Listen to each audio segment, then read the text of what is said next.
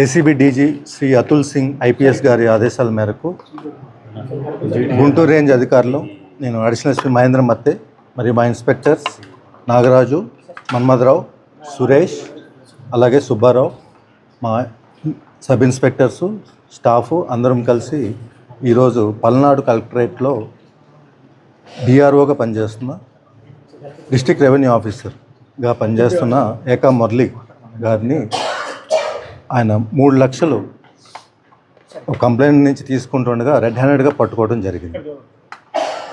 ఈ 3 లక్షలు లంచం అనేది ఆయన 2023లో ఎక్స్సీఎం ప్రోగ్రామ్ సంబంధించి ఒక ఫౌండేషన్ లేయింగ్ ప్రోగ్రామ్ సంబంధించి లంచ్ పార్సిల్స్కి ఒక 41,500 సుమారుగా అన్ని పార్సిల్స్ గాను 37 lakhs బిల్లు ఉంటే అందులో ముందుగా 10 lakhs అడ్వాన్స్ క్లియర్ చేయడం జరిగింది.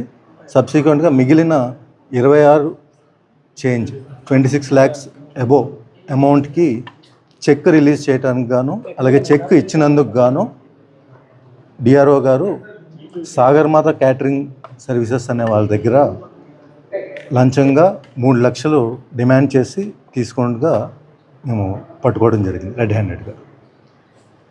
అలాగే అందరూ కూడా 1064కి కాల్ చేసి ఎక్కడైనా అవినీతి జరిగినా కూడా, ఎవరైనా డబ్బులు డిమాండ్ చేస్తున్నా, లేదు అవకతవకలు జరుగుతున్నా కూడా వెంటనే 1064 టోల్ ఫ్రీ నెంబర్కి కాల్ చేసి మీరు తెలియజేయచ్చు.